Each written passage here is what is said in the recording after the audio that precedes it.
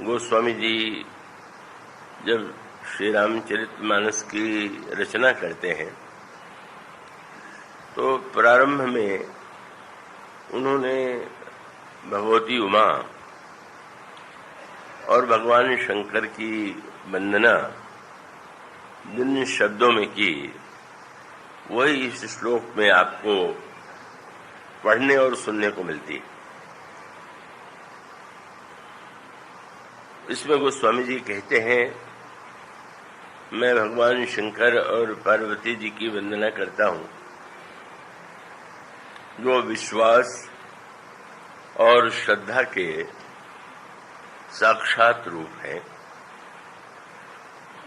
और जिनके बिना भले ही प्रतिपादन किया गया हो ईश्वर प्रत्येक व्यक्ति के अंतःकरण में विद्यमान है, तो शब्द के रूप में तो कोई भी यह कह सकता है कि ईश्वर सर्वत्र निवास करता है, सबके हृदय निरंतर वासी।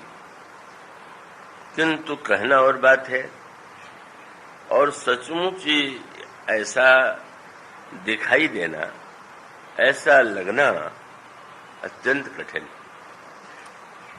और तब यह बताया गया कि जैसे वस्तु को, संसार के जिन पदार्थों को हम आप देखते हैं, तो अगर हमारे पास आंखें न हों तो वस्तु है, व्यक्ति है, पर हम उसे देख नहीं पाते। तो मानो व्यक्ति के पास आंख की आवश्यकता है, पर आंख की शक्ति की भी एक सीमा है और सबकी वो भिन्न भिन्न प्रकार की शक्ति होती है। कोई व्यक्ति थोड़ी दूर देख पाता है, कोई और दूर तक देख लेता है। और इसका एक बड़ा ही सुंदर संकेत मिलता है कि जनक नंदिनी सीता की खोज में जिस समय बंदर दक्षिण दिशा की ओर जाते हैं, पर वो बहुत प्रयास करने के बाद भी जनक नंदिनी की खोज नहीं कर पाए। बड़ी निराशा उत्पन्न हुई, क्योंकि उसके पीछे कारण यह था कि सुग्रीव ने उन्हें यह आज्ञा दी थी कि आप लोगों को सीता जी का पता लगाने के लिए 1 महीने का समय दिया जाता है। 1 महीने में चाहे पता लगे अथवा न लगे, जो लौट आवेगा वो ठीक है, उसको कोई पुरस्कार या इनाम नहीं मिलेगा तो दंड भी नहीं मिलेगा। पर अगर किसी ने 1 महीने के समय को बिता लिया, उसके बाद अगर वह सीता जी की पता लगा करके लौट आया तो बहुत आनंद की बात, उसका स्वागत है। पर 1 महीना व्यतीत होने के बाद भी बिना पता लगाए जो लौटेगा तो उसे मृत्युदंड दिया जाएगा। तो अब इसमें साधना का बड़ा महत्वपूर्ण सूत्र था और सुग्रीव ने अपने अनुभव से समय की सीमा बताई। आप ये पाएंगे बहुधा साधना के संबंध में समय की सीमा, ये अनुष्ठान इतने दिनों होना चाहिए, 21 दिन, 31 दिन, महीना, वर्ष भर। तो समय की सीमा कोई ऐसा सत्य नहीं है कि जो उसी को व्यक्ति सब कुछ मान ले। पर ये जैसे आप जब भी कोई योजना बनाते हैं तो योजना बनाने के साथ फिर आप एक समय का निर्णय करते हैं कि ये काम हमको इतने दिन में पूरा कर लेना। तो उसका परिणाम ये होता है कि हमारे और आपके हृदय में जो एक आलस्य होता है या कुछ टालने का कई लोगों का स्वभाव होता है, वो मिट जाता है, क्योंकि अब निश्चित रूप से इतने समय के भीतर ही ये काम पूरा हो जाना चाहिए। तो सुग्रीव के जीवन में ये समस्या आई थी जब भगवान राम ने किष्किंधा का राज्य सुग्रीव को दिया तो उन्होंने कहा कि तुम राज्य करो, अंगद सहित करे हो तुम राजू, पर तुम इस बात को मत भूलना कि तुम्हें सीता जी का पता भी लगाना है। किंतु भगवान श्री राम ने कोई समय की सीमा नहीं बताई। समय की सीमा का संबंध ईश्वर से नहीं है, पर जीव और साधक से है। ईश्वर को ही समय की सीमा, क्योंकि उसके अनंत काल में वो क्या बतावे कि किस सीमा में किस समय में ये कार्य होना चाहिए। ईश्वर के पास कोई घड़ी भी नहीं है, वहां कोई काल का सूचक ऐसा वो भी नहीं बना हुआ है कि यह बताया जाए कि कितना समय व्यतीत हुआ। तो ईश्वर के सामने ये प्रश्न नहीं है कि क्या समय है, कितना समय बीत गया। पर अगर इस बात को साधक मान लेगा तो बिल्कुल वो आराम से सो जाएगा। समय की उसकी अवधि भले ही न हो, पर साधन के लिए हमें आपको अवधि बनाना है। कई बार लोग प्रश्न करते हैं, माला से जप करना चाहिए कि बिना माला के करना चाहिए? तो इसका उत्तर यह है कि भाई माला जो है उसका एक बड़ा लाभ यह है, जैसे आपने निश्चय किया कि इतनी संख्या का जप करना है, इतनी माला का जप करना है, तो स्वाभाविक रूप से आप उतनी संख्या पूरी करने का प्रयास करेंगे। और यदि माला की संख्या निश्चित न करें तो थोड़ी देर में कभी कभी लगने लगता है, घड़ी भी नहीं देख रहे हैं, माला की संख्या भी नहीं, तो थोड़ी देर में लगता है बहुत देर हो गई, खूब कर चुके। तो इसलिए इन वस्तुओं का महत्व है, और होने का अर्थ है कि आपने एक समय निश्चित किया, माला की संख्या निश्चित किया, तो स्वाभाविक रूप से आपको उतना तो करना ही है। तो इसलिए यहां पर सुंदर संकेत है, भगवान राम ने सुग्रीव को समय की सीमा नहीं दिया। ये नहीं कहा कि सीता जी का पता तुम्हें कितने दिन में लगाना है, पर बहुत सुंदर वाक्य कहा था कि तुम कामकाज खूब करो, राज्य चलाओ, पर शब्द भगवान का जो था उसको उन्होंने उस अर्थ में नहीं लिया जिसमें लेना चाहिए। भगवान ने कहा, संतत हृदय धरे हु मम काली। तुम संसार के व्यवहार का राजकार्य चलाते हुए भी हृदय में हर समय इसका ध्यान रखना कि सीता जी का पता लगाना। और ये तो बहुत बड़ा सूत्र है कि सारे काम काज करते हुए भी हमारे हृदय में अगर यह ध्यान बना रहे कि नहीं, सबसे बड़ा आवश्यक काम तो सीता जी का पता लगाना है, बिना उनके न जीवन में शांति है, न उनके बिना जीवन में सुख है, समृद्धि है। तो यह संतत शब्द बड़े महत्व का है। कभी कितनी माला जप करें, कितने देर करें, ये तो प्रारंभ की बात है। धीरे धीरे तो ये स्थिति आनी चाहिए कि कितने देर की क्या बात है। हर समय ही का वो हृदय में, व्यवहार में शरीर से हम सारे काम काज करें, पर हृदय में यह ध्यान बना रहे कि इस कार्य का लक्ष्य उद्देश्य क्या है।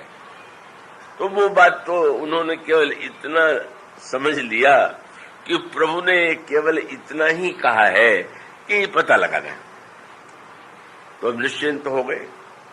यह तो कहा नहीं है कि कितने दिन में पता लगाना है, तो अभी ठीक, अभी बहुत दिन बाद तो राज्य मिला है, पत्नी से इतने दिन वर्षों बाद भेंट हुई है, अब उस आनंद में राग रंग में ऐसे भूले कि वो सीता जी के कार्य का पता लगाना भूल गए। और फिर वहां पर सूत्र आता है कि फिर भगवान ने एक ऐसा नाटक किया, और वो नाटक बड़ा अनोखा था।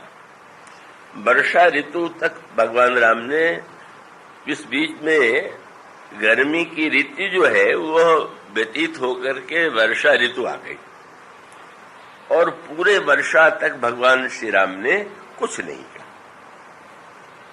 पर वर्षा बीत जाने के बाद जब शरद ऋतु आ गई तो फिर भगवान श्री राम ने श्री लक्ष्मण से कुछ वाक्य कहे और ऐसा लगा कि प्रभु को क्रोध आ गया। क्या अब यहां पर वर्षा और शरद को जरा और गहरे अर्थों में विचार करके देखिए। वर्षा क्या है और शरद क्या है? तो एक तो यूं भी व्यवहार में जैसे बरसात होती है, बम्बई वालों को तो उस बरसात का बहुत ही अनुभव है, तो बरसात में वो निकल पाना, सारा काम काज कर पाना थोड़ा कठिन ही होता है, यद्यपि यहाँ के लोग उसके अभ्यस्त हो गए। पर वर्षा के बाद जब वर्षा रुक जाती है और शरद ऋतु आती है तो मानो आकाश साफ हो गया। अब वर्षा की कोई बाधा नहीं है तो व्यक्ति वह बड़े सरलता से और निश्चिंत मन से अपने कामकाज की दिशा में बढ़ता है। अब साधना के संबंध में एक इसका दूसरा अर्थ है, वर्षा जैसे बाहर होती है उसी तरह से जब आप कथा सुनने आते हैं, सत्संग करने आते हैं, तो ये भी एक बरसात है। तुलसीदास जी ने कहा संत तो है बादल, और जैसे बादल समुद्र से जल ले आ करके बरसा देते हैं, इसी प्रकार से वेद और पुराण मानो समुद्र है, संत बादल है, और वो वेद पुराण का जो अमृतमय रस है, पक्ष है, जल है, वो श्रोता को मानो उस पर वर्षा हो रही। सुना उसने, पर सुनने के बाद आपने देखा होगा नदियों में इसका विशेष अनुभव होता है कि जब पानी बरसता है तो जल तो बहुत है पर उसमें धूल, मिट्टी और थोड़ी उसका रूप रंग बदला हुआ होता है। और बरसात के बाद धीरे धीरे उसमें मिट्टी वगैरह जो ऊपर बाहर आ गई है वो नीचे चली जाती है, और नीचे चले जाने के बाद जल बिल्कुल साफ हो जाता है। तो बरसात का जल सीधे पीने योग्य नहीं, और बरसात के जल को पहले व्यक्ति को चाहिए कि वो उसको शरद ऋतु, इसको ये कहा गोस्वामी जी ने, शास्त्रों ने भी ये कहा कि एक शब्द आप बार बार सुनते हैं श्रवण, तो श्रवण माने वर्षा ऋतु। जब आपने वेद पुराण शास्त्र की बात संत से सुनी, पर सुनने के बाद जो आपने सुना, अगर आप ये सोचें कि तुरंत जीवन में आज से ही इसे उतार दें, बहुत सूक्ष्म सी बात है, तो ये निर्णय टिकता नहीं है। एक आवेश में आकर के जब कोई आप निर्णय कर लेते हैं कि देखो आज कथा में ये बात आई है, आपने कथा में आज एक बात सुनी, आपने निर्णय कि बस आज से ही हम ऐसा ही करेंगे, तो उसका परिणाम होगा कि लगता तो ये है कि ये व्यक्ति जो है तुरंत जो है ये उसने उसको जीवन में उतार दिया। पर शास्त्रों ने कहा कि ना, श्रवण के बाद पहले मनन कीजिए। सुना है, सुन करके विचार करने का अर्थ है कि एक दिन जो कुछ कहा गया, शास्त्रों में जो एक वाक्य या एक पंक्ति या जो कहा जाता है, उसी को पूर्ण सत्य मानने की भूल कई लोग करते हैं। आप कई दिन सुनिए और सुनने के बाद फिर विचार कीजिए कि क्या क्या सत्संग में, कथा में सुनने को मिला, और उसके बाद फिर यह विचार कीजिए कि इसमें से कौन सा जो इनमें जो बातें कही गई हैं, का जो साधन बताए गए हैं, मेरे लिए क्या करना संभव है, मैं किन किन को इसमें कर सकता हूं। आप गीता में भी यही पाएंगे। भगवान श्री कृष्ण ने अर्जुन को जो उपदेश दिया, उसमें सकाम, निष्काम, यज्ञ, कर्म और ज्ञान, विज्ञान, भक्ति सबका निरूपण है। और उसके बाद भगवान यह कह देते हैं कि मैंने तुम्हें जो गुह्य से गुह्य, गहरी से गहरी सूक्ष्म बातें हैं, तुम्हें मैंने सुना दिया। इति ते ज्ञानमाख्यातम गुह्याद गुह्यतरम मया, सब कुछ मैंने तुम्हारे सामने रख दिया। और उसके बाद भगवान का शब्द कितना सुंदर, विमर्शयित, तुम मैंने जो कुछ कहा है उस पर विचार करो, मैंने तो तरह तरह की बातें कही, अनेक रूपों में व्याख्या उसके की है। तो तुम विचार करने के बाद फिर निर्णय करो कि तुम्हें क्या करना है। यह जो सूत्र है बड़े महत्व का है। सत्संग में आप अनेक महात्माओं के यहाँ जाते हैं, सत्संग में जाते हैं, उनकी बातें सुनते हैं, और उनकी बातें हर दिन एक ही जैसी नहीं होती। ये भी नहीं कि वो महात्मा जी जो कल कह चुके हैं आज भी वही कहेंगे। हो सकता है आज पुरुषार्थ की महिमा बता दें, कल कृपा की महिमा बता दें, कभी भक्ति की श्रेष्ठता, कभी ज्ञान की श्रेष्ठता। तो जो व्यक्ति सुनकर के तुरंत उतावला हो जाएगा, वो बस क्षण भर के लिए उसने कहा ये बहुत अच्छा है, तो वो अच्छा है तो वो तो एक दो दिन चलेगा, और चलने के बाद फिर वो धीरे धीरे शिथिल हो जाएगा। तो मानो वही संकेत है कि बरसात के बाद का वो मिट्टी तो बैठ जाने दीजिए, विचार कीजिए, विचार कीजिए, और विचार करने के बाद फिर विचार ही न करते रह जाइए। कई लोग विचार ही करते रहते हैं, अच्छा ये भी विचार कर ले। तो सुनने के बाद तुरंत उसको उतारना ये भी कमी है, और सुनने के बाद इतना विचार करना कि अभी विचार ही चल रहा है, ये और बुरा है। तो सुग्रीव के जीवन में यही हुआ। वर्षा ऋतु थी तो भगवान ने कहा कोई बात नहीं, पर वर्षा ऋतु के बाद जब शरद ऋतु आ गई तो अब दोनों पक्षों में, व्यवहारिक अर्थों में भी पता लगाने के लिए अगर दूतों को भेजना है तो उसके लिए शरद ऋतु जो है वो अधिक उपयोगी, और साधना के अर्थों में भी सीता जी का पता लगाना है तो सीता जी साक्षात भक्ति है, शक्ति साक्षात शांति रूपा है, साक्षात तुरीयावस्था है, और उसका अर्थ है कि साधन का समय आ गया। तो भगवान ने सोच लिया कि अब सुग्रीव ने इतने दिनों तक विचार कर लिया होगा, अब अवसर आ गया कि उसे क्रियान्वित किया जाए। लेकिन सुग्रीव वो तो और भी आनंद में विषय में डूब गए, वर्षा से भी अधिक उनको आनंद शरद ऋतु के विषय भोगों में आ गया। और तब भगवान ने एक नया नाटक किया, और वो नया नाटक ये था कि उन्होंने सुग्रीव की याद किया। हनुमान जी से एक बार किसी ने पूछ दिया कि आप सुग्रीव को इतना महत्व क्यों देते हैं, दंडवत प्रणाम क्यों करते हैं? अरे आप कितने बड़े भक्त हैं, वो सुग्रीव तो भगवान को भूल जाते।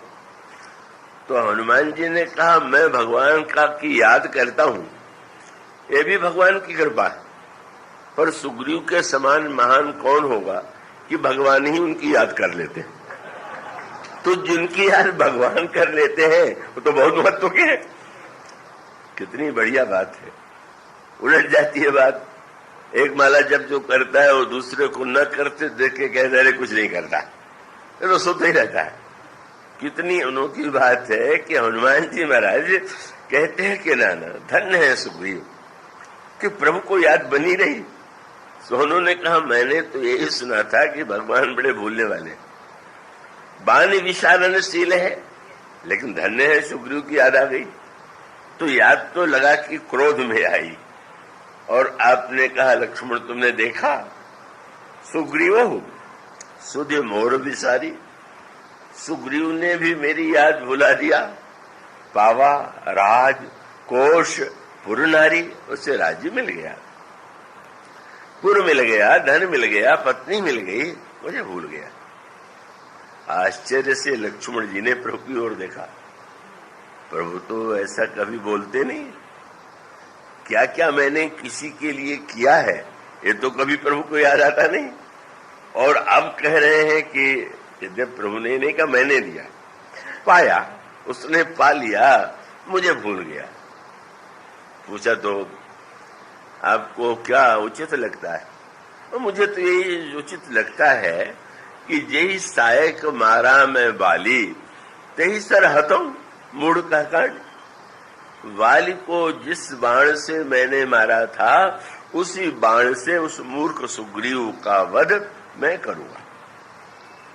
लक्ष्मण जी को बड़ा संतोष हुआ, क्योंकि लक्ष्मण जी भगवान के स्वभाव को भी जानते और प्रभु के प्रभाव को भी जानते हैं।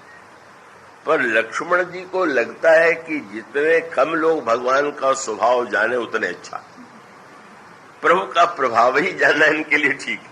क्यों? बोले प्रभाव जानेंगे तो डरेंगे और स्वभाव जान लेंगे तो निश्चिंत हो जाएंगे। इसलिए प्रभु जब कोई स्वभाव का परिचय दे तो लक्ष्मण जी को लगता है कि अब बड़ी चिंता की बात। अगर दूसरे लोग जान लेंगे कि इनका स्वभाव ऐसा है तो फिर तो क्या कह रहे हैं। इसलिए क्या आश्चर्य हुआ, कभी कभी ऐसा नाटक रामायण में हो गया कि जब प्रभु का काम लक्ष्मण जी ने और लक्ष्मण जी का काम प्रभु ने किया। वो समुद्र के किनारे यही हुआ। लक्ष्मण का कहना था समुद्र सुखा दीजिए, विभीषण कह रहे थे समुद्र से प्रार्थना कीजिए, और भगवान राम ने अपने स्वभाव का परिचय दिया। वो जानते थे कि प्रार्थना करने से, अनशन करने से समुद्र बिल्कुल नहीं मानेगा, पर स्वभाव का इतना कोमल है, इतना उदार है कि सोचने लगे कि विभीषण लंका से आए हैं, रावण के भाई हैं, मैं अगर उनकी बात नहीं मानूंगा तो उनको लगेगा कि प्रभु मुझ पर विश्वास नहीं करते, इनके हृदय में ये ना आने पावे।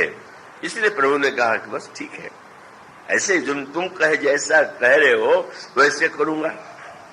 का ये था प्रभु का स्वभाव। श्री राम